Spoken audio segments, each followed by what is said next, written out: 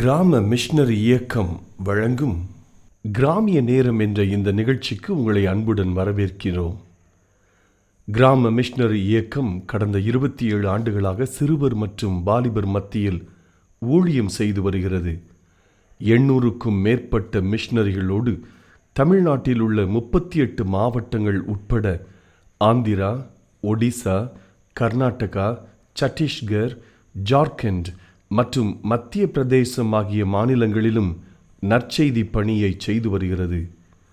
எமது இலக்கு 1,00,000 கிராமங்கள், 7,000 மிஷனரிகள், ஒவ்வொரு மாநிலத்திலும் 500 மிஷனரிகள்.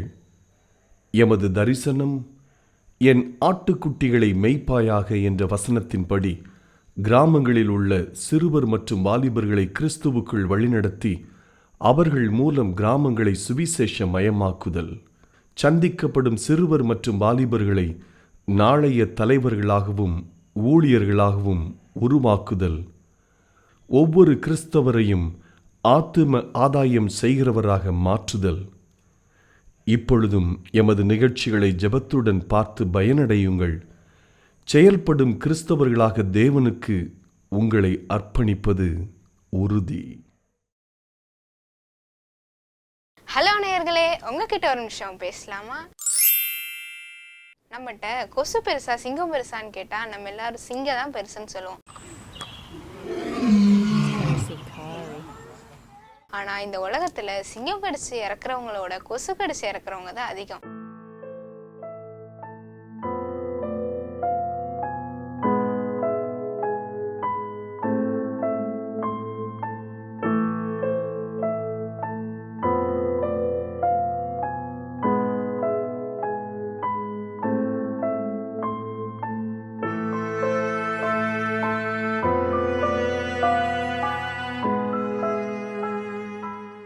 அதே மாதிரிதான் நம்ம சின்ன சின்ன பாவங்கள் செய்யும் போது அதை விட்டு விடுறதுக்கு ட்ரை பண்ணும். என்ன பியூலா, சாப்பிட்டியா? சாப்பிட்டேன்க்கா. என்ன சாப்பிட்ட? இட்லி முட்டை சாப்பிட்டேன். ஆமா, இன்னைக்கு காலையில் பைபிள் படிச்சியா? எங்கக்கா ஸ்கூல் பாடம் படிக்கவே போயிடும், இல்லை என்கிட்ட பைபிள் வாசிட்டேன். பார்த்தீங்களா, பியூலாவுக்கு சாப்பிட நேரம் இருக்கு, ஆனால் பைபிள் வாசிக்க நேரம் இல்லையா? சாப்பாடு நம்ம உடல் ஆரோக்கியம் தர உணவு, ஆனால் பைபிள் ஆவிக்குரிய வாழ்க்கைக்கான உணவு. சாப்பிடாட்டினா உடல் ஆரோக்கியம்தான் குறையும். உடல் ஆரோக்கியம் குறைஞ்சாலும் நம்ம பரலோகத்துக்கு போயிடலாம். ஆனால் பைபிள் வாசிக்கிறேன்னா ஆவிக்குரிய வாழ்க்கைக்கான உணவு குறைஞ்சிரும். ஆவிக்குரிய வாழ்க்கைக்கான உணவு குறைஞ்சிட்டா நம்ம நரகத்துக்கு தான் போவோம். ஓகே, நீங்களும் காலையில் எழுந்திரிச்சு மறக்காமல் பைபிள் வாசிட்டு ஜெபம் பண்ணுவீங்களா? ஓகே, பாய். இயேசுவின் செல்லங்கள். Has not given us the spirit of fear, but of power and of love and of sound mind.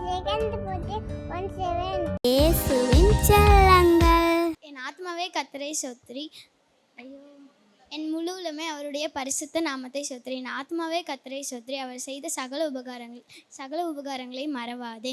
அவர் உன் அக்கிரமங்களை எல்லாம் மன்னித்து உன் நோய்களை எல்லாம் குணமாக்கி உன் பிராணனை அழிவுக்கு விலக்கி மீட்டு கிருபையினாலும் இரக்கங்களினாலும் முடிசூட்டி நன்மையினால் உன் வாயை திருப்தி ஆக்குகிறார். கழுகுக்கு சமானமாய் உன் வயது திரும்ப வாழ வயது போல் ஆக்குகிறார். சங்கீதம் 103:1-5. இயேசுவின் செல்லங்கள். ஆசீர்வதித்திடுவேன், உன்னை பெருக பண்ணுவேன், பெருக பண்ணிடுவேன், நிச்சயமாகவே முடிவு உண்டு, நம்பிக்கை நீ போகாது. இயேசுவின் செல்லங்கள். சங்கீதம் 103:1-10. என் ஆத்துமாவே கர்த்தரை ஸ்தோத்திரி, என் முழுமே அவருடைய பரிசுத்த நாமத்தை ஸ்தோத்திரி. என் ஆத்துமாவே கர்த்தரை ஸ்தோத்திரி, அவர் செய்த சகல உபகாரங்களையும் மறவாதே.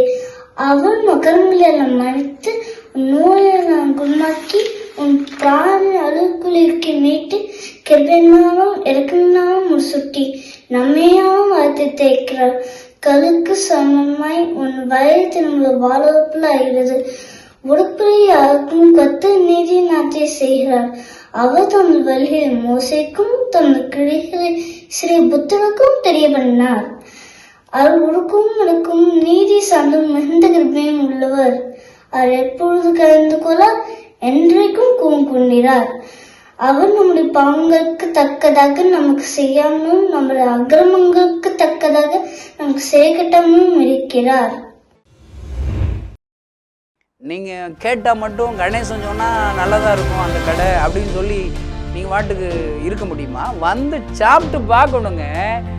கணேசன் சொல்கிறான் இயேசு நல்லவர் என்பதை ருசித்து பாருங்கள். எங்கள் அப்பா கற்பையா, அம்மா சரஸ்வதி. கற்பையா சரஸ்வதி மயன் கணேசன் இயேசு நல்லவர் என்பதை ருசித்து பாருங்க நான் சொல்கிறேன். அப்போனா எவ்வளோ பெரிய உண்மையாக இருக்குங்க. நான் கிறிஸ்தவனா? இயேசு கிறிஸ்துவின் இனி நாமத்தினாலே கிராமம் ஸ்ரீ இயக்க குடும்பத்தின் சார்பாக இந்த கிராமிய நேரம் என்ற அந்த நிகழ்ச்சிக்கு உங்களை அன்போடு கூட வரவேற்கிறேன். உங்களுக்காக நீங்கள் அனுப்பி வைக்கிற ஜெப குறிப்புகளுக்காக கருத்தாய் ஒவ்வொரு நாளும் நாங்கள் ஜெபித்து வருகிறோம். அல்லேலூயா. கட்டாயம் ஆண்டவர் உங்களுக்கு அற்புதம் செய்வாருங்க. ஆமென். நீங்கள் எங்களுக்காக ஜெப குறிப்புகளை எழுத ஆரம்பிக்கும் போதே அற்புதம் தொடங்கிடுவோங்க. அல்லேலூயா. பாருங்க, இன்னும் இந்த ஊழியமே எதற்காக ஏற்பட்டப்பட்ட ஊழியம் தெரியுமாங்க? ஏசப்பா என் கண்ணீரை துடைச்சாருங்க. என் கண்ணீரை துடைச்ச ஆண்டவர் எனக்கு முன்பாக தரிசனமானார். எப்படி தெரியுமா? உலகத்தில் உள்ள எல்லா ஜனங்களுக்காக, அவரை அறியாத ஒவ்வொரு ஜனங்களுக்காக அழுது கொண்டே இருக்கிறார். அல்லேலூயா. ஏன் தெரியுமா இந்த ஊழியத்தை நான் செய்ய தொடங்கினேன்? இன்றைக்கு 800 மிஷனரிகளோடு கூட கிட்டத்தட்ட 7 மாநிலங்களில், தமிழ்நாட்டில் உள்ள ஒவ்வொரு மாவட்டங்களிலும் இந்த ஊழியத்தை எல்லைகளை விரிவாக்கி இருக்கிறார். ஆனால் இதனுடைய தொடக்கம் என்ன தெரியுமா? என் கண்ணீரை துடைச்ச ஏசப்பா கண்ணீரோடு அழுது கொண்டு இருக்கிறாரு. என் கண்ணீரை அவர் துடைச்சார்ல, ஏசப்பா கண்ணீரை நான் துடைக்கட்டும்னு சொல்லி இந்த ஊழியத்தை செய்ய தொடங்கினேன் ஐயா. அல்லேலூயா. அவர் கண்ணீரை துடைக்க என்னால் என்ற ஊழியத்தை செய்ய ஆரம்பித்தேன். அவர் என்னுடைய வாழ்க்கையை ஆசீர்வதித்தார். நல்ல குடும்பத்தின் பிள்ளைகளை ஆசீர்வதிக்கிறார். இந்த ஊழியத்தின் எல்லைகளை ஆசீர்வதித்து விரிவாக்குகிறார். அல்லேலூயா. இந்த ஊழியத்தோடு ஜெபிக்கும்படி இணைகிற ஒவ்வொருவரையும் ஆண்டவர் ஆசீர்வதிப்பார். ஒருவேளை இயேசு கிறிஸ்து அழுது கொண்டே இருக்கிறார், அவருடைய கண்ணீரை துடைக்கும்படி என்னால் என்ற காணிக்கை நான் தருகிறேன் என்று அனுப்பி வைக்கிற ஒவ்வொருடைய வாழ்க்கையில் இருக்கிற கண்ணீரையும் அவர் துடைக்கிறார். பல நூற்றுக்கணக்கான சாட்சிகளை நான் கேட்டு ஆண்டவருக்கு நான் நன்றி செலுத்துகிறேன். அல்லேலூயா. ஏசப்பா அழாதீங்க, நான் இருக்கிறேன்.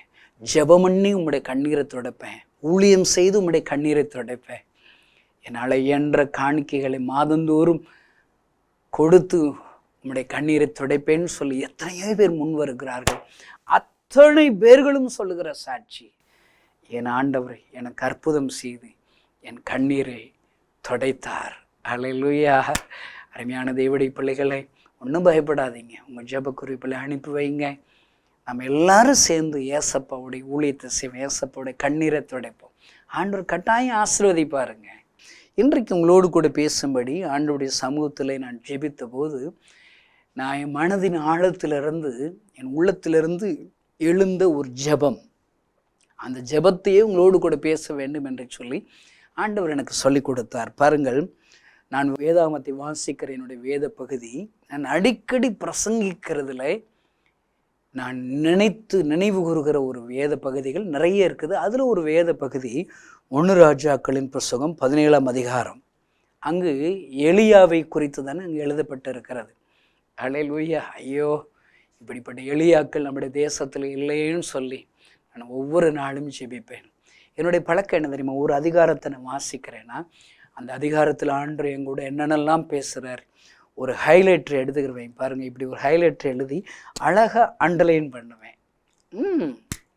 பாருங்கள், என்னுடைய பேனாவை கையில் வச்சுருப்பேன். அங்கங்கே சைடில் ஆண்டவர் எனக்கு கற்றுக் கொடுக்குற பாடங்களை நான் எழுதி கொள்ளுவேன். இதுதான் என்னுடைய பழக்கம். நீங்கள் அப்படி செஞ்சு பாருங்கள். அல்லேலூயா. என் வேத புஸ்தகத்தினுடைய பக்கங்களை எடுத்து பார்த்தீங்கன்னா அதில் எல்லாம் எதையாவது கீச்சு இருக்குங்க. அல்லேலூயா. அது யாருக்கும் புரியாதுங்க.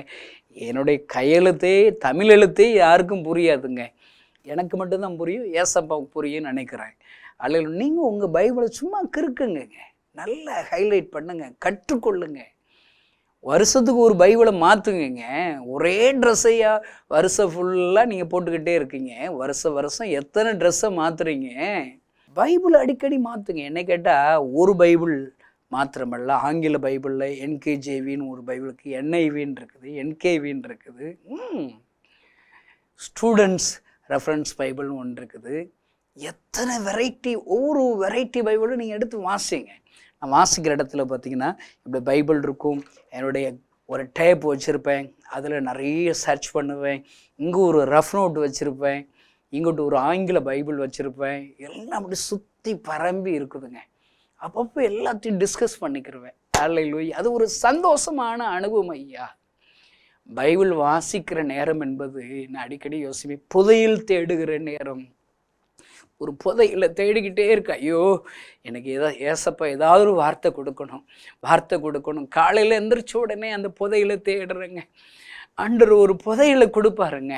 அந்த புதையில உள்ள வசனத்தை நான் அப்படியே வாசிப்பேன், அந்த சம்பவத்தை நான் வாசிப்பேன். அன்னைக்கு ஃபுல்லாக என்னை சந்திக்க வருகிற எல்லோருக்கும் சரி, நான் பிரசங்கிக்கிற வார்த்தைகளும் சரி, நான் கண்ட புதையலை குறித்து தான் பிரசங்கம் பண்ணுவேன், புதையலை சொல்லுவேங்க. ஆனால் அது அவர்களுக்கு தேவையான தீர்க்கதரிசன வார்த்தைகளாக இருக்கும்.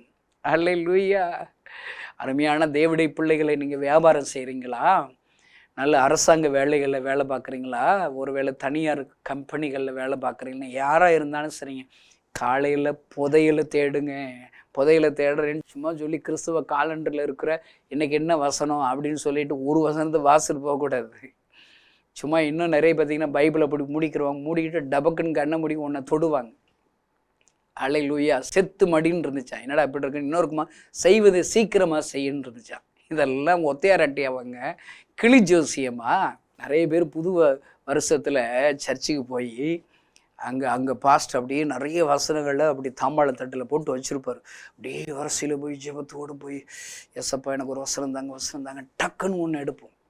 சில பேர் என்கிட்ட சொல்லி விட்டுருக்காங்க, நான் வர முடியல கணேசா, எனக்காக இன்னொரு வசனம் என் பேரை சொல்லி எடுத்துருன்னுவாங்க. அவங்களுக்கு ஒரு வசனம் எடுப்பேன். பாருங்கள், ஒருவேளை அது தவறுன்னா சொல்லலை, அது எந்த வசனம் அன்னைக்கு உங்களுக்கு கொடுக்கப்படுற வசனத்தை விசுவாசிக்கிறீங்களா, அந்த வசனத்தின்படி எனக்கு அற்புதம் நடக்கணும் நீங்கள் நம்பி விசுவாசத்தோடு ஜெபிக்கிறோம், அந்த வசனத்தை நடப்பிப்பார். ஆனால் ஒரு வாக்குத்தத்தம் போதுமா, ஒரு அற்புதம் போதுமா வருஷம் ஃபுல்லாக? நான் சொல்கிறேன், டெய்லி ஒரு வசனம், அதான் புதையல்ங்கிறேன். டெய்லி ஒரு வாக்குத்தத்தங்கிறது புதையல் தாங்க. அல்லேலூயா. நான் அடிக்கடி கிராம சிறுவர்கள் வாலிபர் மத்தியில் புதுசாக ஏற்றுக்கொண்டவங்க மத்தியில் நான் சும்மா எனக்கு தெரிஞ்சு நான் கற்றுக்கொண்ட புதையல்களை சொல்லி கொடுப்பேன். மே 1ஆம் தேதியில் 1,00,000 வாலிபர்களை திருச்சியில் ஒன்று சேர்த்து ஒரு வாலிபர் முகாம் நடந்தது. அங்கே நான் ருசி பார்த்த ஒரு 3 வார்த்தைகள் அதை குறித்து பேசினேன். இயேசு கிறிஸ்து பரிசுத்த ஆவியினால் நிரப்பப்பட்ட உடனே பிசாசானவன் சோதிக்கும்படி இயேசுவிடத்தில் வருகிறான். அந்த சோதனையை ஜெயிப்பதற்கு ஒரு 3 வசனத்தை ஆண்டவர் சொல்லி சோதனை ஜெயிக்கிறாருங்க. அல்லேலூயா. நான் அடிக்கடி அதை பார்த்துன்னு சொல்லிட்டேன், ஓஹோ 3 வசனம் நல்லா தெரிஞ்சு அதை விசுவாசத்தா போதும், நம்மளும் பிசாசை விரட்டலாம், பிசாசை ஜெயிக்கலாம். இந்த செய்தி கேட்குற உங்கள் மனசுலங்க ஒரு 3 வசனத்தை நல்ல மனப்பாடம் பண்ணுங்க, அதை விசுவாசிங்க, அதை நல்லா கன்ஃபஸ் பண்ணுங்க, அந்த அற்புதம் நடக்குங்க அப்படின்னு சொல்லிட்டு ஒரு 3 வசனம் சொல்லி கொடுத்தங்க. அல்லேலூயா. என்னென்ன வசனம் உங்களுக்கு சொல்லவா? என் நாமத்தினாலே நீங்கள் எதை கேட்டாலதை நான் செய்வேன். யோவான் 14:14ங்க. இதில் என்னங்க பெரிய பாராவாங்க இருக்குது. அவர் பேரினால எதை கேட்டாலும் அதை நான் செய்வேன். நான் என்னது? ஏசப்பா செய்வார். வானத்தையும் பூமியும் சிருஷ்டித்த ஆண்டவர் செய்வாருங்க. நீங்கள் கேட்கணும், வாயை மூடிக்கிட்டு இருக்கக்கூடாது. காசா பணம் அங்கே வாய் அங்கே வலிக்கு போச்சு, சும்மா கேளுங்கங்க, ஏசப்பான்னு சொல்லி கேளுங்க. இப்போ கூட நீங்கள் கேளுங்க, பிரசங்கம் கேட்டுட்டு இருக்கும் போது கூட கேளுங்க. அல்லேலூயா. அந்த வசனம் ரொம்ப பிடிச்சிருச்சுங்க. ஆமாம். 2வது எனக்கு பிடிச்ச வசனம் தெரியுமா? கர்த்தரை என் வலது பாரசத்தில் வைத்திருக்கிறபடியா நான் அசைக்கப்படுவதில்லை. தாவீதுங்கிற ஒரு ராஜா வலது பக்கத்தில் கர்த்தர் இருக்கிறத நம்பிட்டாங்க. அதனால் சிங்கம் வந்தால் பயப்பட மாட்டான், கரடி வந்தால் பயப்பட மாட்டான், ஊர் பைகள்லாம் கோழியாத்துக்கு பயப்படுறானுங்க. கிராமங்களுக்காக உபவாசம் இருக்கீங்களாங்க? என்னை பொறுத்தளவுக்குங்க, ஏசப்பா என்னை அறியாத ஜனங்களுக்காக அவர் அழுகிறார். தன் அறியாத ஜனங்களுக்கு அழுது கொண்டே இருக்கிறார். யாரை அனுப்ப, யார் நமது காரியமாக போவான்னு சொல்லி ஏசையா விட்டு அழுகிறார். அடுத்து, நான் பசியாக இருந்தேன், என்னை பார்க்க வரவில்லை, வஸ்திரம் இல்லாமல் இருந்தேன், நீங்கள் எனக்கு வஸ்திரம் கொடுக்கல, இப்படி எல்லாம் பரிதபிக்கிறாருங்க. என்கிட்ட ஏசப்பா தரிசனமாக எப்படி தெரியுமா அழுதாருங்க, நானே தேவன் என்னை தவிர வேறு தேவர்களை நான் இந்த ஜனங்களுக்காக பரிதபிக்கிறேன். என்னால் படைக்கப்பட்ட என் ஜனங்களை ஆசீர்வதிக்க விரும்புகிறேன், சந்தோஷம் தர விரும்புகிறேன், சமாதானம் தர விரும்புகிறேன், வியாதிகளை சுகமாக்கும்படி விரும்புகிறேன். ஆனால் யாருமே என்கிட்ட வரமாட்டேன், என்ன இல்லாமல் எங்கோ போய்கிட்டு இருக்காங்களேன்னு சொல்லி அழுதுகிட்டே இருக்கிறாருங்க. நாங்கள் 27 வருஷமாங்க நான் எதுக்கு தெரியுமாங்க அழுது ஜெபிக்கிறேன், எதுக்கு தெரியுமாங்க நான் ஊழியம் செய்கிறேன், ஏசப்பாவை சந்தோஷப்படுத்தினேங்க. ஏசப்பாவை சந்தோஷப்படுத்துறதுக்கு ஒருவேளை இந்த ஆட்சி வந்துட்டு அவர் சந்தோஷப்படுவாரோ, அவருக்கு அதெல்லாம் தெரியாதுங்க. யார் வந்தாலும் என்னங்க, அவர் தாங்க ராஜா.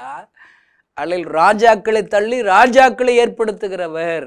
ஏசப்பா சந்தோஷப்படுகிற ஒரே ஒரு முறை என்ன தெரியுமாங்க, ஒரு பாவி மனம் திரும்பணும். இந்த செய்தி கேட்கிற கிறிஸ்துவ நண்பர்களே, நான் உங்கள்கிட்ட சொல்கிறேன், ஆத்துமாக்களுக்காக அழுது ஜெபம் பண்ணுங்க ஐயா. அழுது உபவாசம் பண்ணி ஜெபம் பண்ணுங்க. கிராமங்களை ஏசப்பாக்கு சொந்தமாக மாற்றுறதுக்கு தமிழ்நாட்டு கிறிஸ்தவர்கள் எல்லாம் ஒருமனப்படுங்க ஐயா. அல்லேலூயா. எப்படி கிராமத்தை சந்திக்கிறது, இந்த மாவட்டத்தில் உள்ள கிராமங்களை எப்படி சந்திக்கணும், கிராமங்களுக்கு எப்படி சுவிசேஷம் அறிவிக்கணும்னு சொல்லி எல்லாம் ஒருமனப்பட்டு நீங்கள் திட்டங்களை வகுங்க. அதுதான் ஐயா என் ஆண்டவர் விரும்புகிற. அதற்காக உபவாசம் இருந்து நீங்கள் ஜெபியுங்கள் ஐயா. பாருங்களேன், எனக்கு பிடிச்ச 2வது வசனத்தை நல்ல இன்னொரு நினைவு கூறுகிறேன். கர்த்தரையின் வலது பாரசத்தில் வைத்திருக்கிறபடியே நான் அசைக்கப்படுவதில்லை. தாவீது எதுக்குமே பாட மாட்டாங்க. யார் ராஜாவாக இருந்தான்னா என்ன, யார் என் கூட சண்டை போட வந்தானே, சிங்கம் வந்தானே, கரடி வந்தானே, கோழியாத்து வந்தானே, அவருக்கு விசுவாசம் வலது பக்கத்தில் ஏசப்பா இருக்கிறாருங்க. அதை பார்த்த உடனே எனக்கு அந்த வசனம் ரொம்ப பிடிச்சி போச்சுங்க. நானும் என் வலது பக்கத்தில் ஏசப்பா இருக்குன்னு நம்பிட்டேங்க. இந்த செய்தியை கேட்குற நண்பர்களை முதல்ல அழுகிறத விடுங்க, பயப்படுறத விடுங்க. உங்களை படைச்சி ஆண்டவர் உங்களுக்காக ரத்தம் சிந்தி மரித்து 3ஆம் நாள் உயிரோடு கூட எழுந்து இன்றைக்கு உயிரோடு இருக்கிறவர். நீங்கள் எந்த இடத்துல ஜெபித்தாலும் அந்த ஜெபத்தை கேட்டு பதில் கொடுக்குற ஆண்டவர் உங்கள் வலது பக்கத்தில் தான் இருக்கிறார். நான் பாருங்களேன், என் வலது பக்கத்தில் இருக்கிற ஏசப்பாவை எனக்கு ஆபத்து, அழுகை, குறைச்சல் வரும்போதெல்லாம் அப்படி பார்ப்பேன். ஏசப்பா என் கூட இருக்கீங்கள, நீங்கள் பாருங்க. 2வது வசனங்க. அல்லேலூயா. 3வது நிறைய இருக்குங்க. கர்த்தர் நல்லவர் என்பதை ருசித்து பாருங்கள். இயேசு நல்லவர் என்பது ருசித்து பாருங்கள். எங்கள் ஊர்லங்க விருதுநகருங்க பக்கத்தில் ஒரு சின்ன கிராமம். எங்கள் விருதுநகர் நீங்கள் கிராஸ் பண்ணி வந்தீங்கன்னா எங்கள் விருதுநகரில் நல்ல ஒரு பரோட்டா கடை இருக்குது. நீங்கள் கிராஸ் பண்ணிங்கன்னா என்கிட்ட கேளுங்க. அந்த பரோட்டா கடை ரொம்ப டேஸ்ட்டாக இருக்குங்க. இப்படி நான் சொல்கிறேன், நீங்கள் கேட்டால் மட்டும் கணேசன் சொன்னால் நல்லதாக இருக்கும் அந்த கடை அப்படின்னு சொல்லி நீங்கள் வாட்டுக்கு இருக்க முடியுமா? வந்து சாப்பிட்டு பார்க்கணுங்க. கணேசன் சொல்கிறான் இயேசு நல்லவர் என்பதை ருசித்து பாருங்கள். எங்கள் அப்பா கற்பையா, அம்மா சரஸ்வதி.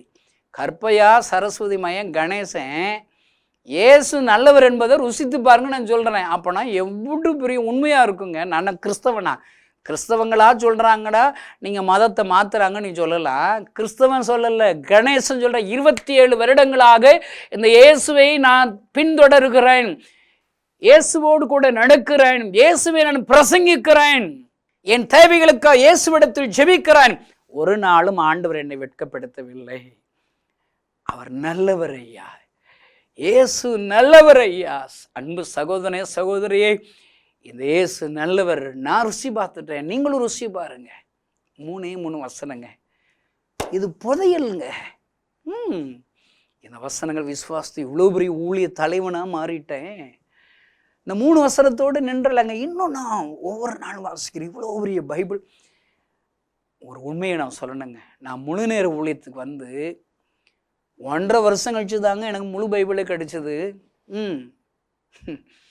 தம்பி, இப்போ எப்படி முழு நேர ஊழியத்துக்கு வந்தீங்க? வசனம் தெரியாமல் எப்படி பிரசங்கம் பண்ண ஆரம்பிச்சிங்க? எனக்கு எங்கே வசனத்தையா பிரசங்கம் பண்ணேன்? எனக்கு தெரிஞ்சது 2 உண்மைங்க. ஒரு உண்மை என்ன, ஏசப்பா என் கண்ணீரை துடைச்சார்.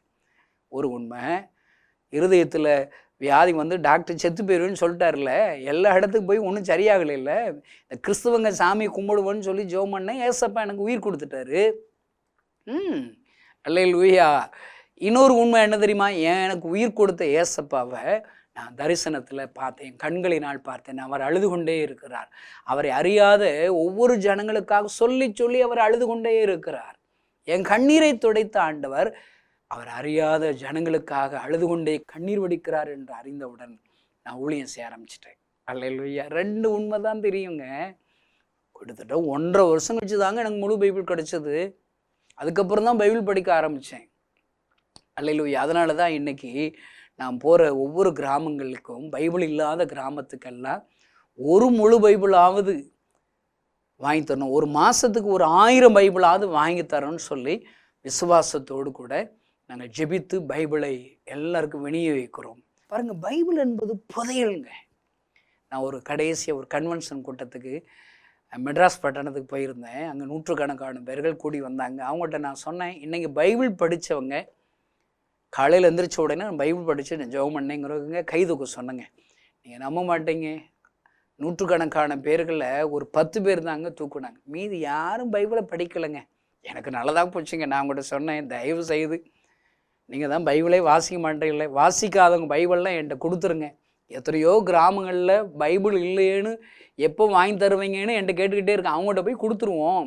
இன்றைக்கி இந்த செய்தியை கேட்குற கிறிஸ்துவ நண்பர்களே, நீங்கள் பைபிள் வாசிக்காமல் உங்கள் வீட்டில் பைபிள் இருக்குது, அந்த பைபிளை பேசாமல் கொரியரில் எனக்கு அனுப்பி வச்சுருங்க, நான் கிராமத்துக்கு கொடுக்குறேன். ஹல்லேலூயா. பயன்படுத்தாத எந்த பொருளும் உங்கள் வீட்டில் இருக்கக்கூடாது. ஒரு தாளந்து உள்ளவன் பயன்படுத்தாமல் அவன் பாட்டு புதைச்சி வச்சிட்றான், அவனுக்கு நரகம் தாங்க கிடைக்குது.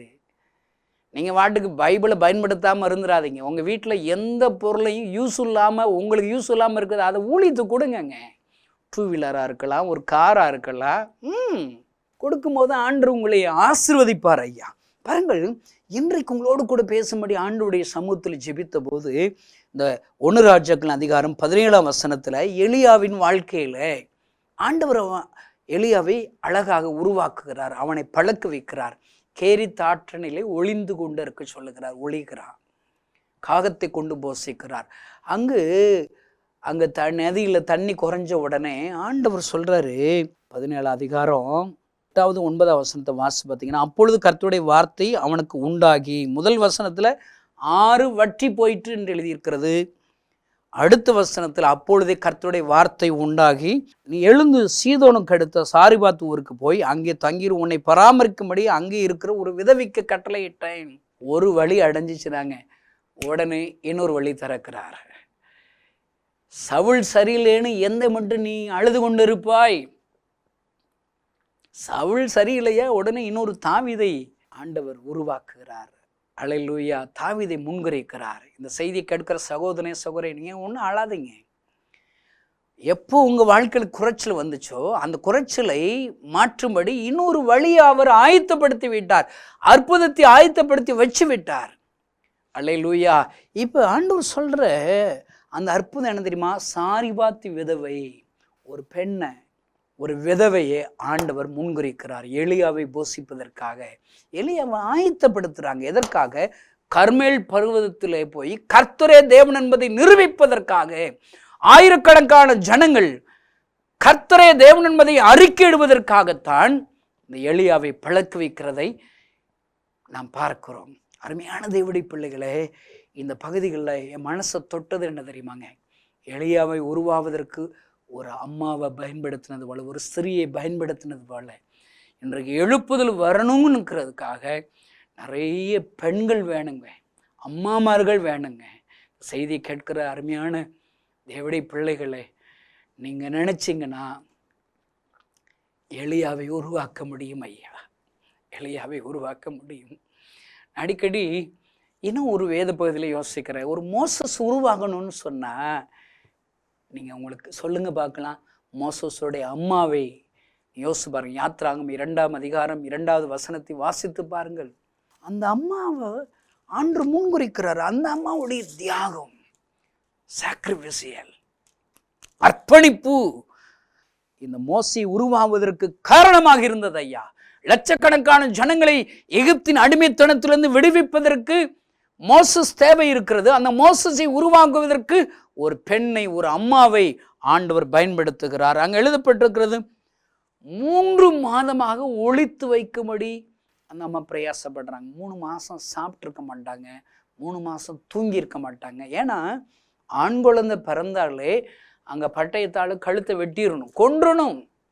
இப்படி ஒரு சட்டம் வரும்போது பிறந்த குழந்தை எப்போ பார்த்தாலும் அழுதுகிட்டே இருக்குல்லங்க, உங்களுக்கு தெரியாதா?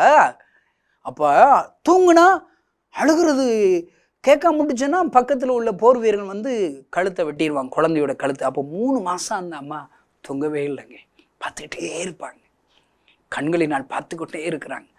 அந்த அம்மாவுடைய தியாகம் ஒரு மோசஸை உருவாக்கினது ஐயா.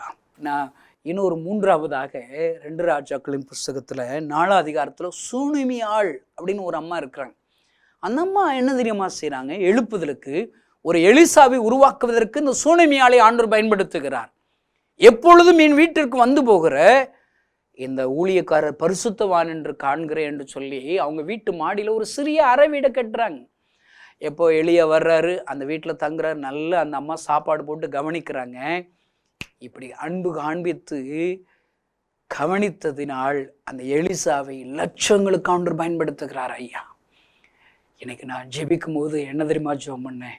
ஆண்டவரே, எலியாவை உருவாக்குவதற்கு சாரிபாத்தி விதவை பயன்படுத்தினீரே, இன்றைக்கும் தமிழ்நாட்டில் உள்ள அநேக பெண்களை, அம்மாமார்களை எழுப்பி தாருங்கப்பா. உலகத்தை கலக்கிறவர்கள், ஊழியக்காரர்களை உருவாக்குற எளியாக்களை உருவாக்குகிற அம்மாமார்களை எழுப்புங்கப்பா. அவங்களுடைய உள்ளத்துல ஒரு பாரத்தை தாங்கப்பா. எலியாவை போஷிக்கிற அந்த அன்பை தாங்கப்பா. எலிசாவை போஷிக்கிற, எலிசாவிற்கு ஒரு சிறிய அறை வீட்டை கட்டி கொடுக்கிற அந்த சூனமியால் அம்மாக்களை எழுப்புங்க ஆண்டவரே. மோசே உருவாவதற்கு காரணமான அந்த அம்மாக்களை எழுப்பும் ஆண்டவரே. நான் சொல்றேங்க, அருமையான அம்மாமார்களே, இந்த செய்தியை கேட்கிற சகோதரிகளை, நீங்க உங்க பிள்ளைகளை ஒரு பெரிய ஒரு ஊழியத்தை சொல்லி சொல்லி வழங்குங்க. எந்திரிச்சு நீ ஜெபம் பண்ணி, நான் பிசாசு ஓடணும்டா, இயேசுவின் நாமத்தில் நீ கை வச்சா வியாதி சுகமாகும்பா. நீ ஒரு எலியாவோல அக்னினால் பதில் கொடுக்கிற, சவால் விடுகிற ஒரு எலியாவோல நீ வரலாம், ஆண்டவர் உன்னை பயன்படுத்துவாரப்பான்னு சொல்லி உங்கள் பிள்ளைகளை போஷித்து போஷித்து வழங்க ஐயா. நீங்கள் உங்கள் பிள்ளைகளை கலெக்டர் ஆக்குங்க, இன்ஜினியர் ஆக்குங்க, டாக்டர் ஆகுங்க, என்ன வேணாலும் செய்யுங்க. ஆனால் உங்கள் பிள்ளைகள் சொல்லிக் கொடுங்க, நீ என்ன வேலை பார்த்தாலும், என்ன பிஸ்னஸ் பண்ணாலும் ஏசப்பாவுடைய ஊழியத்தை நீ செய்யணும், ஏசப்பாவை பிரசங்கிக்க மறக்கக்கூடாது. இப்படி எல்லாம் சொல்லி வளர்க்குற தாய்கள் தேவை ஐயா. இதை சொல்லும்போது எனக்கு கிறிஸ்தவ அம்மாமார்கள்லாம் பார்த்தா ஒரு பொறாமையாக இருக்கு. எனக்கு நல்ல ஜெபிக்கிற அம்மாக்களே இல்லைங்க. எங்கள் அம்மா வேறு சரஸ்வதி அம்மா, ஒரு கிறிஸ்தவ அம்மா கிடையாது. அதுக்கு நான் அடிக்கடி ஜெபம் பண்ணுறேன், ஏசப்பா எனக்கு ஜெபிக்கிற தாய்களை தாரும். ஒருவேளை இந்த எலியாவை உருவாக்குன அந்த அம்மா போல, ஒருவேளை சூனமியால் அம்மா போல, மோசஸை உருவாக்கின அந்த அம்மா போல, இந்த வெய்யமும் ஊழியத்தின் மூலியமாக 1,00,000 கிராமங்கள் இந்தியாவிலே சந்திக்கப்படுவதற்கு, 7,000 மிஷனரிகள் உருவாக்குவதற்கு அநேக அம்மாக்களை எழுப்பும் ஆண்டவரே என்று சொல்லி நான் ஜெபிக்கிறேன். நீங்களும் ஜெபம் பண்ணுங்களேன், உங்கள் ஜெபத்தை கேட்பார். எல்லார் கண்களை மூடி நாம் ஜெபிப்போம். பரலோகத்தில் இருக்கிற எங்கள் அன்பு தகப்பனே, இந்த செய்தியை கேட்கிற ஒவ்வொருவருடைய உள்ளங்களும் இயேசுவின் நாமத்தாலே திறக்கப்படுவதால் எலியாக்கள் உருவாவதற்கு ஆண்டவரே சாரிபாத் விதவைகள் போன்ற அம்மாமார்களை எழுப்புவீராக. ஹல்லேலூயா. சூனமியாள் போன்ற ஒரு அம்மாமார்களை எழுப்பி எலிசாக்களை உருவாக்குவீராக. மோசைகள் உருவாக்குவதற்கு மோசஸோடைய அம்மா போல தியாகம் செய்கிறவர்களை இந்த தமிழ்நாட்டில் இந்த செய்தி கேட்கிற ஒவ்வொருவரையும் எழுப்புவீரான சொல்லி ஜெபிக்கிறோம். அப்படியே நீர் செய்ய போற ஸ்தோத்திரம், இயேசுவின் நாமத்தினால் பிதாவே, ஆமென். இந்த செய்தி நிச்சயமாக உங்களை செயல்பட தூண்டிருக்கும் என விசுவாசிக்கிறோம். நீங்களும் எங்களோடு இணைந்து தேவனுக்காக ஏதாவது செய்ய விரும்புகிறீர்களா? கீழ்கண்ட எங்களது ஊழிய திட்டத்திற்காக ஜெபிக்க முன்வரலாமே. தமிழ்நாடு மற்றும் பிற மாநிலங்களிலும் ஆலயம் கட்ட தேவையாய் உள்ள 1000 கிராமங்களில் இடம் வாங்கி ஆலயம் கட்டப்பட ரூபாய் 5 லட்சமோ அல்லது அதில் ஒரு பகுதியோ கொடுத்து ஆலயம் கட்டி கொடுப்போர் எழும்ப ஜெபியுங்கள். சூனேமியால் எலிசாவுக்கு ஒரு அறை வீட்டை கட்டி கொடுத்தது போல புதிய மிஷனரிகள் தங்கி பயிற்சி எடுப்பதற்கு ரூபாய் 2 லட்சம் கொடுத்து ஒரு மிஷனரி வீட்டை கட்டி கொடுப்போர் எழும்ப ஜெபியுங்கள். நாம் சந்திக்கும் வாலிபர்கள் மற்றும் ஆரம்ப விசுவாசிகளை கிறிஸ்துவுக்குள் வளரச் செய்ய ரூபாய் 300 கொடுத்து முழு வேதாகமும் வாங்கி கொடுப்போர் எழும்ப ஜெபியுங்கள். நாம் பணி செய்யும் 8 மாநிலங்களிலும் உள்ள 880 மிஷனரிகளை மாதந்தோறும் ரூபாய் 10,000 கொடுத்தோ அல்லது இயன்ற காணிக்கையை கொடுத்தோ தாங்குவோர் எழும்ப ஜெபியுங்கள். தமிழ்நாடு மற்றும் பிற மாநிலங்களிலும் துரிதமாக சுவிசேஷம் அறிவிக்கவும் பின்தொடர் பணிக்காகவும் சுவிசேஷ வாகனங்கள் வாங்கி கொடுப்போர் எழும்ப ஜெபியுங்கள். தங்கள் வாலிப மற்றும் சிறு பிள்ளைகள் ரட்சிக்கப்பட, அபிஷேகிக்கப்பட மற்றும் இயேசுவுக்கு சாட்சியுள்ள பிள்ளைகளாக வளர கண்மணி பிள்ளைகள் இயேசுவுக்காக திட்டத்தில் தங்கள் பிள்ளைகளை இணைக்கிற பெற்றோர்கள் எழும்ப ஜெபியுங்கள். இந்தியா முழுவதிலும் இன்னும் துரிதமாக நம் மிஷனரி பணிகள் நடக்க மாதந்தோறும் அல்லது வருடத்திற்கு ஒரு முறையாவது ரூபாய் 1000 கொடுத்து எழுப்புதல் விரும்பும் பங்காளர் திட்டத்தில் இணைகிற அநேகர் எழும்ப ஜெபியுங்கள். மேலும் எங்களோடு தொடர்பு கொள்ள விரும்பினால் திரையில் காணும் எங்கள் முகவரியும் குறித்துக் கொள்ளுங்கள். கிராம மிஷனரி இயக்கம், தபால் பெட்டி எண் 51, விருதுநகர் 626001. இந்த நிகழ்ச்சியையோ அல்லது எங்கள் ஊழியத்தையோ நீங்கள் தாங்க விரும்பினால் எங்கள் தொலைபேசி எண்ணை குறித்துக் கொள்ளுங்கள். 7378000444. கர்த்தர் தாமே உங்களை ஆசீர்வதிப்பாராக.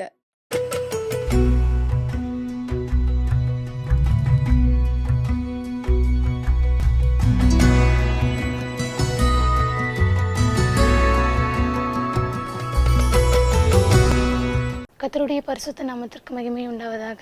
இன்னியும் சிறு சாட்சியை நிறுத்தின தேவனுக்கு கொடான கொடி நன்றி எடுக்கிறேன். என்னோட பேர் எல்சி.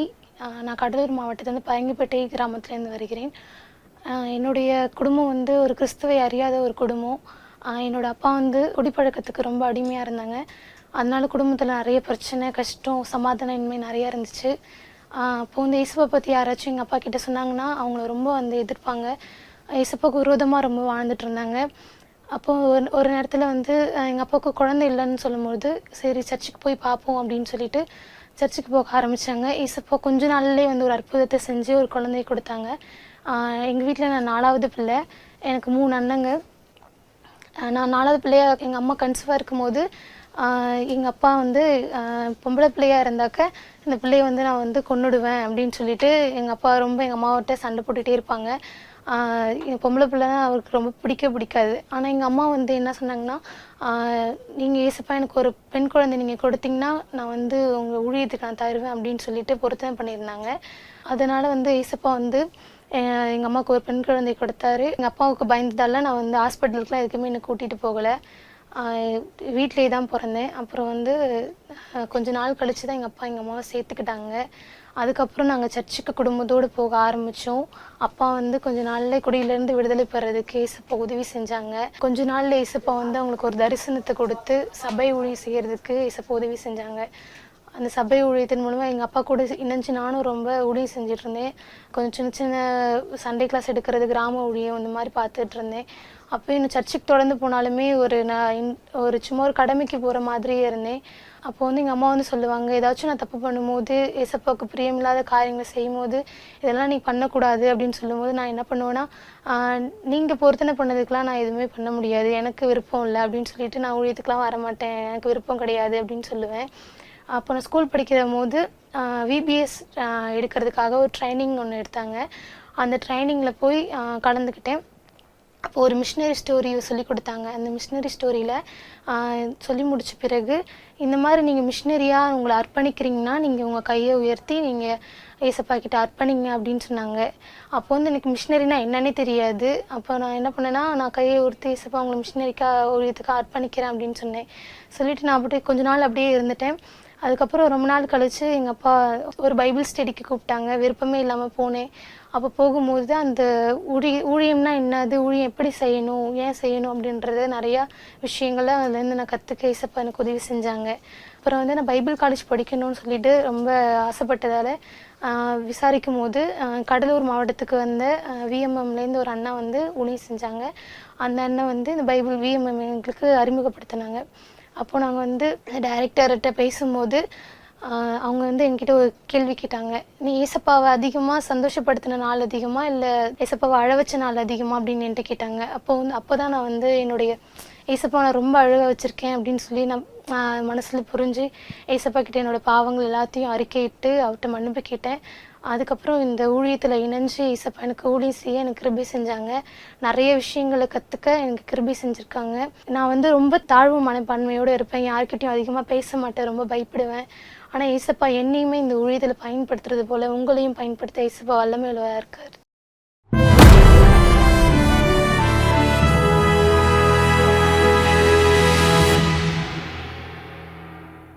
இயேசுவின் நாமத்தில் கிராம மிஷனரி இயக்கத்தின் சார்பாக அன்போடு கூட வரவேற்கிறேன். கர்த்தர் என் மேய்ப்பராக இருக்கிறார் அப்படின்னு ஒரு அழகான ஒரு சங்கீதம், நமக்கு ரொம்ப பிடிச்ச சங்கீதம் இருக்குல்ல, ரொம்ப ஆறுதலான ஒரு சங்கீதம். ஒரு மேய்ப்பரை போல புல்லுள்ள இடங்களில் மேய்த்து நம்ம வாழ்க்கையில் அமர்ந்த தண்ணீரண்டில் நடத்துகிற தேவன் என்று சொல்லி ஒரு அருமையான ஒரு சங்கீதம், நல்லது. ஆனால் என்ன நினச்சிடக்கூடாது, சில பெயிண்டிங்ஸ்லாம் இருக்கும், இயேசு கிறிஸ்து ஆடுகளை மேய்க்கிறது போல இருக்கும். ஆக்சுவலாக இயேசு கிறிஸ்து இந்த உலகத்தில் வரும்போது அவர் ஆடுகளெல்லாம் மேய்க்கலை. அவர் ஒரு தச்சனுடைய வீட்டிலே கார்பெண்டர், அந்த வுட் ஒர்க்கிங்கில் தான் அவர் கூட இருந்தார். அவர் வந்து ஒரு ப்ரொஃபஷனாக பூமியில் இருந்த நாட்களில் ஆடுகள் மேய்த்தார்லாம் சொல்லப்படலை. ஓகே, கர்த்தரின் மேய்ப்பராக இருக்கிற அதுலேருந்து அந்த படம் வரைஞ்சிருப்பாங்கன்னு நினைக்கிறேன். இயேசு ஒரு நபரை வரைந்து இயேசு கிறிஸ்துன்னு ஒரு ரெப்ரசன்ட் பண்ணி ஆடுகள் எல்லாம் வச்சு ஒரு ஆட்டுக்குட்டி வச்சுருக்கிறது போல் இருக்கும். ஓகே, நான் சொல்கிறேன், அவர் அவ்வளோதான் நீங்கள் நினச்சிடக்கூடாது. இந்த ஆட்டுக்குட்டி வச்சுட்டு ஒருத்தர் அந்த படத்தில் இருக்காரு இவர் தான் அப்படின்னு நீங்கள் ஒருவேளை யோசிச்சிங்கன்னா ஒருவேளை கேள்வி கூட வரும், இவர் நமக்கு ஏதாவது செய்ய முடியுமா அப்படிங்கிற அளவுக்கு சில பெயிண்டிங்லலாம் ஜீசஸுடைய முகங்க இருக்கும். அதான் ஆண்டவர் சொல்கிறாரு, நீ எனக்கு யாதொரு சொரூபமும் எனக்கு வைக்காதுன்னு ஆண்டவர் சொல்கிற காரணம் என்ன தெரியுமா? ஒரு ரெப்ரசன்டேஷன், இயேசுவை ஒரு படத்திலோ ஏதோ ஒன்றில் வச்சு ஒருவேளை அதை வணங்காவிட்டால் கூட நம்ம அந்த கான்செப்ட் ஆஃப் கிரேட்னஸ், இயேசு கிறிஸ்துனுடைய மகிமைங்கிறத நம்ம ஒருவேளை அந்த படத்தில் உள்ளது நமக்கு சுருக்கி விடக்கூடாது. சரி, கர்த்தரின் மெய்ப்பராக இருக்கிறார், உண்மைதான். அவர் எப்படிப்பட்ட மெய்ப்பர் என்பதை ஏசாயா 40வது அதிகாரத்தில் ஒரு வசனம் சொல்லியிருக்கு, 11 சொல்லியிருக்கு. மெய்ப்பனை போல தமது மந்தையை மெய்ப்பார், சங்கீதம் 23 சொன்னபடி. ஆட்டுக்குட்டிகளை தமது புயத்தினால் சேர்த்து தமது மடியிலே சுமந்து கரவல் ஆடுகளை மெதுவாய் நடத்துவார். ஒரு ஜென்டில் ஷெப்பர்ட், ஒரு மென்மையான மெய்ப்பன் ஆட்டுக்குட்டிகளை பத்திரமா கொண்டு போய் கரவல் ஆடுகளை அப்படி மெல்ல கூட்டு போகிற மாதிரி ஒரு பிக்சர். நம்முடைய வாழ்க்கையில் நம்மை சுமந்து பலவீனமான நேரங்களில் நம்மளை மெதுவாய் நடத்துகிற கர்த்தர், நல்லது தான். இந்த கர்த்தரை அவர் நம்மளை மேய்ப்பார் அப்படின்னு சொல்லும்போது அவரை ஏதோ நீங்கள் குறைச்சி நினச்சிடக்கூடாது. அடுத்த வசனம் எழுதியிருக்கு 12, தண்ணீர்களை தமது கைபிடியால் அளந்து அப்படின்னு எழுதியிருக்கு. தண்ணீர்கள்னால் என்ன? பூமியில் உள்ள கடல் எல்லா தண்ணியையும் தேவன் என்ன செய்கிறாராம், ஒரு கேள்வி மாதிரி இதை கேட்டிருக்கு, அதை என்னன்னு பார்த்துருவேன். தண்ணீர்களை தமது கைபிடினால் அளந்து வானங்களை ஜானளவாய் பிரமாணித்து பூமியின் மண்ணை மரக்காலில் அடக்கி பர்வதங்களை துலாக்கோலாலும் மலைகளை தராசிலும் நிறுத்தவர் யார்? ஒரு கொஸ்டின் கேட்டிருக்கு. இதுக்கு பதில் அவர் காட், நம்முடைய தேவன், நம்முடைய கர்த்தரை குறித்து சொல்லியிருக்கிறது. ஒருவேளை மேய்ப்பனை போல என்னை மேய்க்கிறவர் தான், நம்ம பத்திரமா கொண்டு போகிறவர் தான். அவரை நம்ம யாரோ குறைச்சி நம்ம நினச்சிடக்கூடாது. அவர் எவ்வளோ பெரியவர் என்பதை மறந்து விடக்கூடாது. இந்த உலகத்தில் இருக்கிற தண்ணியில எல்லாம் அவர் கைபிடியால் அளக்கக்கூடியவர். வானங்களை ஜானளவாய் பிரமாணித்து அப்படின்னா என்ன? நம்ம ஒருவேளை அளந்து பார்க்குறோம், இந்த நோட்டு எவ்வளோ பெருசு இருக்கும், ஒரு சான் இருக்குமா அப்படின்னு அளக்கிறத போல அவர் வானத்தை தம்முடைய கை சாணினால் அளந்து விடுகிறார். அப்போ அவர் எவ்வளோ பெரியவர் என்பதை இந்த வசனம் நமக்கு சொல்லுகிறது. பூமியின் மண்ணை மரக்காலில் அடக்கி, ஒரு படி ஒரு லிட்டர் இதுக்குள்ளே நம்ம கொஞ்சம் மண்ணை அடக்கி வைக்கிற மாதிரி பூமியே கர்த்தர் ஒரு மரக்காலிலே அடக்கி வைக்கக்கூடிய அளவுக்கு அவர் பெரியவர். பர்வதங்களை துலாக்கோலாலும் மலைகளை தராசாலும் நிறுத்தவர் யார்? 4 செங்கலை வச்சு நம்ம தராசில் வெயிட் பார்க்கலாம், பர்வதங்கள் மலைகளை தராசில் வச்சு வெயிட் பார்க்க முடியுமா? மெய்ப்பனை போல நம்மை நடத்துகிற ஆண்டவர் எவ்வளவு பெரியவர். அதுதான் அந்த 12வது வசனம் நமக்கு சொல்லுகிறது. இந்த ஏசாயா 40, 11, 12 நமக்கு சொல்கிறது என்ன? ஒரு பக்கம் he was a gentle god, நம்ம மேலே பிரியமாக இருக்கிறவர், நம்ம நேசிக்கிறவர் தான். இன்னொரு பக்கம் அவர் எவ்வளவு பெரியவர் என்பதை அடிக்கடி நம்ம பைபிளில் பார்க்கணும். ஏசாயா 66:1 ஆண்டவர் சொல்கிறார், வானம் எனது சிங்காசனம், பூமி எனது பாதப்படி, எனக்கு நீ என்ன தங்குறதுக்கு இடம், வாசஸ்தலம் நீ கட்டிடுவியா? அதையெல்லாம் யோசிச்சுப்பா நம்ம பார்த்தோன்னா அவ்வளோ பெரிய தேவன் அவர். நான் வானத்தையும் பூமியும் நிரப்புகிறவர் அல்லவா அப்படின்லாம் சொல்லியிருக்கு. அப்போ நீங்களும் நானும் ஆராதிக்கிற தேவன் இன்னைக்கு புதிய ஏற்பாட்டை தம்முடைய பரிசுத்த ஆவியை நமக்கு கொடுத்து நமக்குள்ளே வாசம் பண்ணுகிற கிறிஸ்து உங்களுக்குள் இருப்பதே அந்த நம்பிக்கைன்னு சொல்லக்கூடிய இந்த பிளெஸ்ஸிங் எவ்வளோ பெரியது என்பது இந்த நாளில் நீங்கள் புரிந்து கொள்ள வேண்டும்.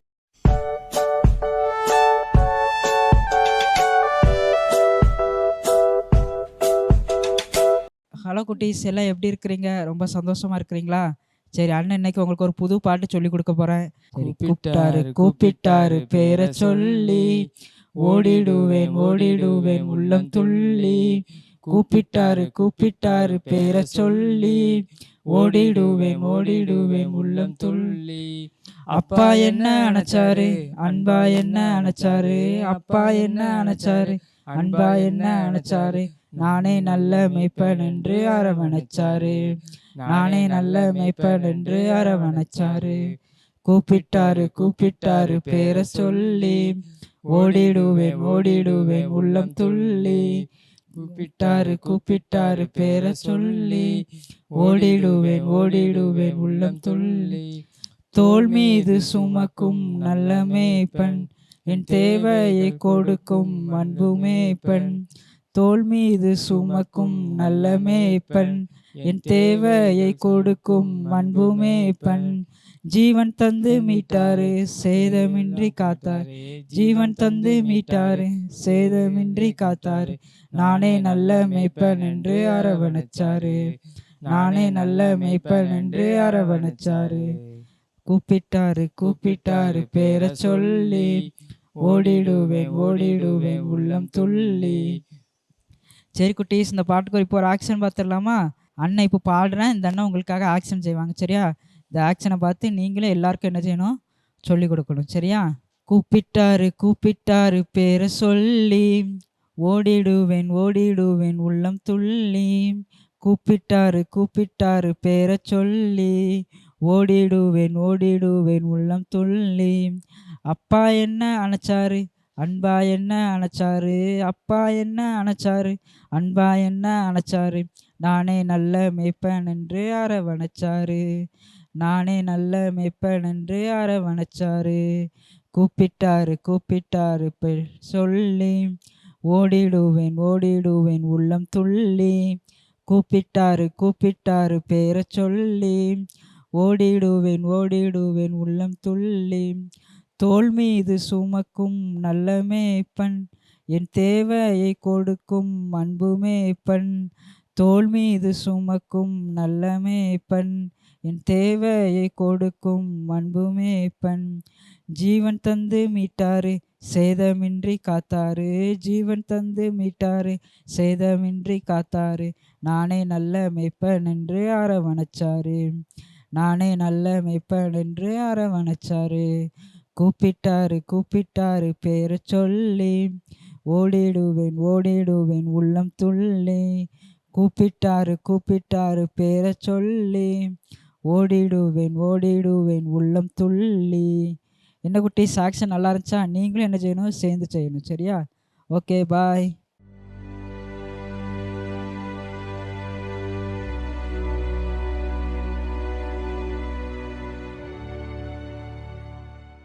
தென்னிந்திய திருச்சேவையில் சிஎஸ்ஐ தேவாலயத்தை முதலாக உருவாக்கிய ஒரு பிராமண இந்து மகள் கோகிலா அவர்கள் தஞ்சையில் இருந்திருக்கிறார்கள். ஒரு சுமார் 247 ஆண்டுகளுக்கு முன்பாக நடந்த உண்மை சம்பவம். பிராமண குலத்தவர் என்றால் அவர்கள் அரண்மனையில் இருப்பார்கள். மராட்டிய மன்னர் அப்பொழுது அங்கு ஆண்டு கொண்டிருந்திருக்கிறார்கள். அரச குடும்பத்தைச் சேர்ந்தவர்கள். அப்பொழுது குழந்தை திருமணம் அங்கே நடைபெறும் அந்த காலத்தில். அப்போது இந்த அம்மாவுக்கு 16 வயதிற்கு முன்பாகவே திருமணம் முடிந்து விட்டது. அங்கேயே ஒரு வேலையில், நல்ல பொறுப்பான வேலையில் இருப்பவரை பார்த்து திருமணம் செய்து வைத்திருந்திருக்கிறார்கள். பிறகு நாளடைவிலே அவர் நோய்வாய்ப்பட்டு வைத்தியம் அப்பொழுதெல்லாம் சரியாக இல்லாத காரணத்தினால் அவர் மரித்து விட்டார். அப்போது என்ன செய்வாங்கன்னா, உடனே உடன்கட்டை ஏறுதலை வைப்பார்கள் அந்த காலத்தில். அப்படி செய்யும் பொழுது இவரை கொண்டு தீ மூட்டுவதற்கு எல்லாவற்றையும் ரெடி பண்ணி வைத்து விட்டு இந்த அம்மையார கோகிலாவை இவர்களை நல்லா அலங்கரித்து கொண்டு போய் நிறுத்தியிருக்காங்க. அப்போ அங்கே ஒரு வெள்ளைக்கார துரை இருந்திருக்கார் தஞ்சையில். அவர் பெயர் ஹென்றி லிட்டில்டன். அவர் கிழக்கிந்திய கம்பெனியில் நல்ல பொறுப்பான வேலையில் இருந்திருக்கிறார். அவர் ஓடி இந்த அம்மாவை கையை பிடிச்சி இழுத்து அவர் ரூமுக்கு கூட்டிகிட்டு போயிட்டாராம், அவங்க வீட்டுக்கு. அப்போது இவங்கெல்லாம் அவங்க மேலே ரொம்ப, கோகிலா மேலே ரொம்ப வருத்தமாக இதாக இருந்திருக்கிறாங்க, தள்ளி வச்சுருக்குறாங்க. அப்புறம் நாளடைவில் அவர் தஞ்சையிலிருந்து பாளையங்கோட்டைக்கு மாற்றுத்தலாக்கி அங்கே கூட்டிகிட்டு போயிட்டாங்க. அங்கே கூட்டிகிட்டு போய் ஆண்டவர் பற்றி சொல்லி அந்த அம்மாவை ரட்சிப்பை பெற வைத்து ஞானஸ்நானம் கொடுத்து கிளாரிந்தா கோகிலாங்கிற பெயரை கிளாரிந்தா என்று மாற்றி நல்லபடியாக ஆண்டவருக்குள்ளே ரட்சிப்பை பெற வைத்ததினால் ஆண்டவரை ஏற்றுக்கொண்டு அந்த அம்மா இருந்திருக்குறாங்க. அப்போ நாளடைவில் வந்து பாளையங்கோட்டையில் இருக்கும்போது அவரும் நோய்வாய்ப்பட்டிருக்கிறார். சில காலங்கள் கழித்து அவரும் மறித்து விட்டார். இந்த அம்மா என்ன செய்யலாம், நம்ம பாளையங்கோட்டையில் இருக்க வேண்டாம்னு சொல்லி பழையபடி தஞ்சைக்கு வந்து பொதுமக்களுக்கெல்லாம் ஒரு பெரிய கிணறு தண்ணி வேண்டும்னு சொல்லி வெட்டியிருக்காங்க. அந்த தண்ணி வசதியை செய்து கொடுத்துருக்காங்க. அப்புறம் சின்ன பிள்ளைகளெல்லாம் கூப்பிட்டு வச்சு சண்டே கிளாஸ் நடத்தியிருக்காங்க. அதுக்கு பிறகு தன்னுடைய சொத்தெல்லாம் விற்றுட்டு ஒரு ஸ்கூல் கட்டி அதில் வர்ற பிள்ளைகளுக்கு அவங்களே பாடம் சொல்லி கொடுத்துருக்காங்க. அதுக்கப்புறம் தேவாலயம் கட்டியிருக்காங்க. தேவாலயத்தின் பெயர் வந்து கிளாரிந்தா சர்ச்சு இன்றும் உள்ளது, நடைபெற்று அங்கே ஜெபம் நடக்கிறது. கர்த்தருக்கு அவர்கள் ஒரு மாணிக்க கல்லாய் விளங்கி இருக்கிறார்கள். அந்த அம்மா கோகிலா என்கிற கிளாரிந்தா அம்மையார் அவர்களை இப்பொழுதும் நெருப்பில் பூத்த தெய்வ மகள் என்றே சொல்கிறார்கள். கர்த்தருக்கே மகிமை உண்டாவதாக. ஆமாம். இத்தனை வருஷம் நான் சர்ச்சுக்கு போகிறேன், எத்தனையோ பிரசங்கங்களை நான் கேட்குறேன், எத்தனையோ ஆராதனைகளை நான் பங்கு பெற்றிருக்கேன். ஆனால் இன்றைக்கி நான் யோசித்து பார்த்தேன் அப்படின்னு சொன்னால் எதுவுமே என் மனசில் இல்லை.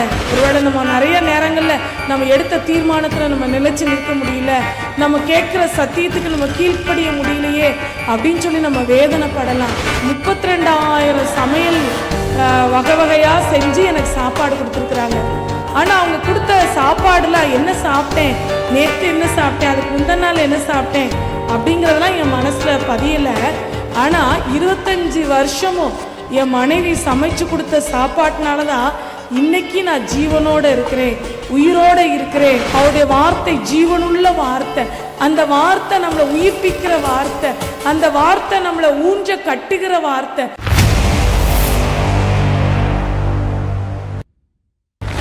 ஒரு நபர் வந்து ஆலயத்துக்கு வாரந்தோறும் போய்கிட்டு இருந்தாராம். அவர் வந்து ஒவ்வொரு வாரமும் செய்தி கேட்குறாரு. இப்படியாகவே ஒரு 20 வருஷம் அவருடைய வாழ்க்கையில் கடந்துருச்சு. 20 வருஷம் கழித்து அவருடைய வாழ்க்கையை திரும்பி பார்க்கும் பொழுது நம்ம கேட்ட செய்தியெல்லாம் ஞாபகத்தில் இருக்கா அப்படின்னு சொல்லி யோசித்து பார்க்கும் பொழுது ஒன்றுமே அவருக்கு ஞாபகத்தில் இல்லையா. அப்போது அவர் மனசு வந்து ரொம்ப வேதனைப்பட்டுச்சான். இத்தனை வருஷம் நான் சர்ச்சுக்கு போகிறேன், எத்தனையோ பிரசங்கங்களை நான் கேட்குறேன், எத்தனையோ ஆராதனைகளை நான் பங்கு பெற்றிருக்கேன். ஆனால் இன்றைக்கி நான் யோசித்து பார்த்தேன் அப்படின்னு சொன்னால் எதுவுமே என் மனசில் இல்லை. அதனால் ஆராதனையே நடத்துகிறதும் வேஸ்ட்டு. நமக்கு பிரசங்கம் பண்ணுறதுக்குன்னு ஒரு ஆட்களை போட்டு அவங்கள பிரசங்கம் பண்ண வச்சு அவங்க வார்த்தையை நம்ம கேட்கும்படி ஒவ்வொரு வாரமும் நம்ம கடந்து போகிறதும் வீண் அப்படின்னு சொல்லி ஒரு நோட்டீஸ் மாதிரி பெட்டிஷன் மாதிரி எழுதி போட்டாராம். ஒவ்வொருத்தரும் இதுக்கு வந்து பலவிதமான வாக்குவாதங்களை கொடுத்தாங்களாம். எல்லா வாக்குவாதங்களையும் பார்த்தோம், அவங்க கொடுத்த பதில்களை பார்த்தோம் அப்படின்னு சொன்னால் எதுவுமே அவரை வந்து திருப்திப்படுத்தவே இல்லையா. ஒரே ஒரு நபர், குறிப்பிட்ட ஒரு நபர் எழுதியிருந்தாரா, அவருக்கு திருமணமாகி 25 வருஷம் ஆயிடுச்சான். அவங்க என்ன எழுதியிருந்தாங்க அப்படின்னு சொன்னால் அந்த கடிதத்தில், என்னுடைய மனைவி எனக்கு 25 வருஷம் திருமணமான இந்த நாளில் நான் என்னுடைய திருமண வாழ்க்கையை நான் நினச்சி பார்த்தேன் அப்படின்னு சொன்னால் 32,000 சமையல் வகை வகையாக செஞ்சு எனக்கு சாப்பாடு கொடுத்துருக்குறாங்க. ஆனால் அவங்க கொடுத்த சாப்பாடுலாம் என்ன சாப்பிட்டேன், நேற்று என்ன சாப்பிட்டேன், அதுக்கு முந்தின நாள் என்ன சாப்பிட்டேன் அப்படிங்கிறதெல்லாம் என் மனசில் பதியலை. ஆனால் 25 வருஷமும் என் மனைவி சமைச்சு கொடுத்த சாப்பாட்டினால தான் இன்றைக்கி நான் ஜீவனோடு இருக்கிறேன், உயிரோடு இருக்கிறேன் அப்படின்னு சொல்லி அந்த கடிதத்தில் எழுதியிருந்தாங்களாம். ஒருவேளை நம்ம கேட்குற சத்தியம் நிறைய நேரங்களில் ஆண்டவர் நம்மோடு என்ன பேசினாரு அப்படின்னு சொல்லி ஒரு நிமிஷம் நம்ம யோசித்து பார்த்தோம் அப்படின்னு சொன்னால் நம்ம இங்கே பங்கு பெறதே வீணோ, நம்ம கேட்குற சத்தியங்கள் நம்ம மனசில் பதியலையே அப்படின்னு சொல்லி ஒரு வேளை நம்ம யோசிக்கலாம். ஆனால் அந்த மறந்து போன ஒரு சத்தியமாக இருந்தாலும் இன்னைக்கு நம்ம ஆவிக்குரிய வாழ்க்கையில் இன்னைக்கு நம்ம ஓடுவதற்கு ஆண்டவர் நமக்கு கிருபை தர்றாரு. அந்த சாப்பிடுகிற அந்த உணவு அந்த மனுஷனை உயிரோடு வாழ வச்சது போல இன்னைக்கு நம்ம கேட்குற ஒவ்வொரு நாளும் கேட்குற ஆவிக்குரிய உணவு நம்முடைய ஆவிக்குரிய மனுஷனை பலப்படுத்தி ஒவ்வொரு நாளும் ஆண்டவருக்காக ஓடும்படியான கிருபைகளை தருது. ஒருவேளை நம்ம நிறைய நேரங்களில் நம்ம எடுத்த தீர்மானத்தில் நம்ம நிலைச்சு நிற்க முடியல, நம்ம கேட்குற சத்தியத்துக்கு நம்ம கீழ்ப்படிய முடியலையே அப்படின்னு சொல்லி நம்ம வேதனைப்படலாம், நம்ம கவலைப்படலாம். ஆனால் அது எல்லாவற்றையும் நம்ம ஃபாலோ பண்ணணும்னு சொல்லி ஆண்டவர் விரும்புகிறாரு. இதற்காக நான் எந்த சத்தியத்தையும் நான் ஃபாலோ பண்ண முடியல, எந்த வார்த்தைக்கு நான் கீழ்ப்படிய முடியல அப்படின்னு சொல்லி நம்ம ரூம்லேயே இந்த ப்ரோக்ராம் ஒருவேளை நேரலையில் பார்க்குறவங்க பார்க்காம இருந்தீங்க அப்படின்னு சொன்னால் இன்னும் உங்களோட ஆவிக்குரிய வாழ்க்கையில் பின்னிட்டு போகிறதுக்கான வாய்ப்புகள் தான் அதிகமாக இருக்குது. அதனால் ஒவ்வொரு முறையும் ஆண்டவருடைய சமூகத்துக்கு வரும் பொழுது, ஆண்டவருடைய வார்த்தையை நம்ம கேட்கும் பொழுது, ஆண்டவரே என்னோடு பேசும் அப்படின்னு சொல்லி திறந்த உள்ளத்தோடு நொறுங்கிய மனதோடு அவருடைய சமூகத்தில் காத்திருக்கும் பொழுது நிச்சயமாகவே அவர் நம்மோடு பேசுகிற தேவனாக இருக்கிறாரு. அவருடைய வார்த்தை ஜீவனுள்ள வார்த்தை, அந்த வார்த்தை நம்மளை உயிர்ப்பிக்கிற வார்த்தை, அந்த வார்த்தை நம்மளை ஊஞ்ச கட்டுகிற வார்த்தை. அந்த வார்த்தையினால் மட்டுமே இன்னைக்கு வரையும் நமக்கு வருகிற போராட்டங்களாக இருக்கட்டும், நிந்தைகளாக இருக்கட்டும், அவமானங்களாக இருக்கட்டும், நெருக்கங்களாக இருக்கட்டும், போராட்டங்கள் எல்லாவற்றிலையும் அதை தாண்டி ஓடுவதற்கு தேவன் நமக்கு பலன் கொடுக்கிறவராய் இருக்கிறார்.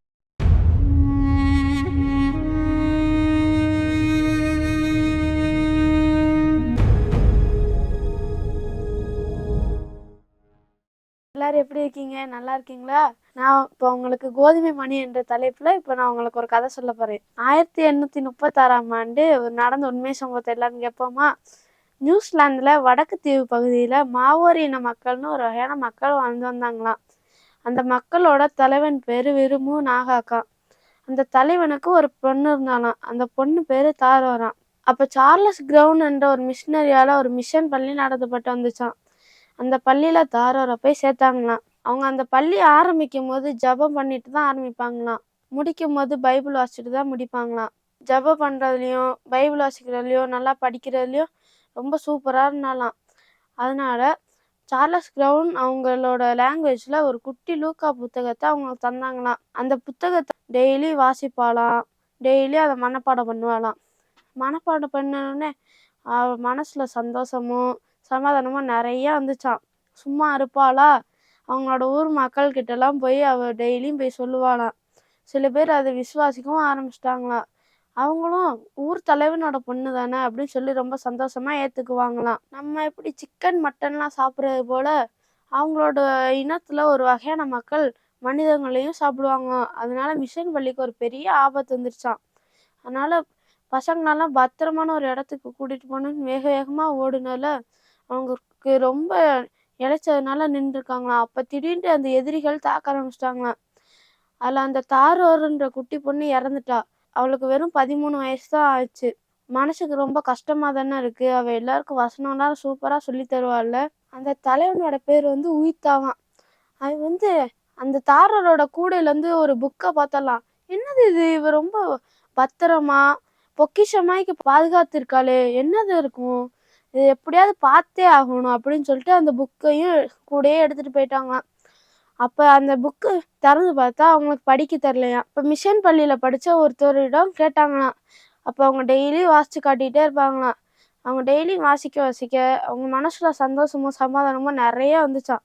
அப்போ தான் அவங்களோட தப்பை உணர்ந்தாங்களாம். நம்ம இனிமேல் இந்த மாதிரி மனிதர்களெல்லாம் சாப்பிடக்கூடாது அப்படின்னு உணர்ந்து அந்த ஊர் தலைவன்கிட்ட போய் மன்னிப்பு கேட்டாங்களாம். அந்த 2 பிரிவாக அந்த மக்கள் அடுத்து ஒன்றா சந்தோஷமாக வாழ்ந்தாங்களாம். அந்த இடத்துல தாரூர் என்ற குட்டி பொண்ணு கோதுமை மணியை போல மடிந்து விழுந்ததுனால தான் அவங்களோட இடத்துல இவ்வளோ பெரிய பலன் கிடச்சிருக்கு பார்த்தீங்களா?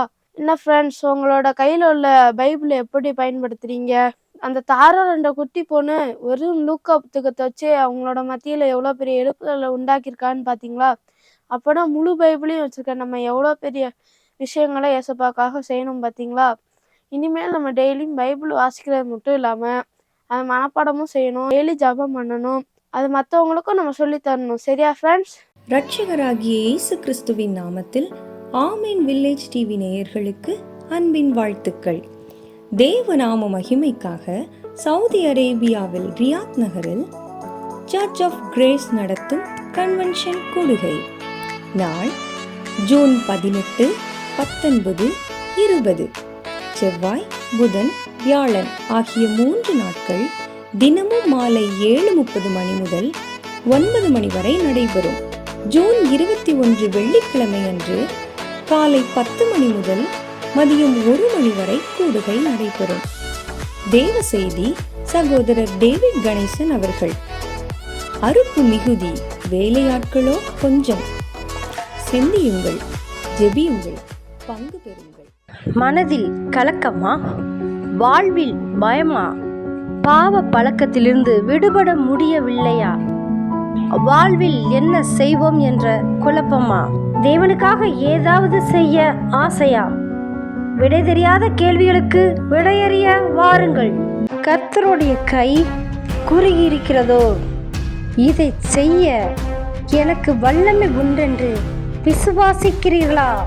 திருச்சி மொராய் சிட்டியில் மாபெரும் எழுப்புதல் வாலிபர் முகாம் ஆகஸ்ட் 15ஆம் தேதி வியாழக்கிழமை சுதந்திர தினத்தன்று மதியம் 3 மணி முதல் இரவு 9 மணி வரை. இனிமையான பாடல்கள், உயிர்ப்பிக்கும் சாட்சிகள், சிந்திக்க வைக்கும் குறு நாடகங்கள். சகோதரர் மோகன் சி லாசரஸ் மற்றும் நமது சகோதரர் டேவிட் கணேசன் அவர்களின் வல்லமையான தேவ செய்திகள். எனக்கு அன்பான வாலிப தம்பி, வாலிப மகளே, ஆண்டவர் சொல்லுகிறார், என் இந்தியாவிற்கு ஆசீர்வாதமாக நான் உன்னை மாற்றுவேன். அருமையான இங்க வந்திருக்கிற வாலிப தம்பிமார்களே, தங்கச்சிமார்களே, இன்னைக்கு நீ வீட்டுக்கு போகும்போது ஏசப்பா உங்க கூட வரப்போகிறார். இந்த கூட்டத்தில் இருக்கிற நிறைய பேர் இந்த கிறிஸ்தவ கூட்டத்தில் என்ன நடக்குன்னு வேடிக்கை பார்க்க வந்திருக்கிறீங்களா? நான் சொல்றேன், இன்னைக்கு வீட்டுக்கு போகும்போது ஏசப்பா உங்க வீட்டுக்கு உங்க கூட வரப்போகிறார். வாலிபரே, நீங்களும் பங்கு பெறுங்கள், உங்கள் நண்பர்களையும் பங்கு பெற செய்யுங்கள். மேலும் தொடர்புக்கு 9486142610, 87780822167.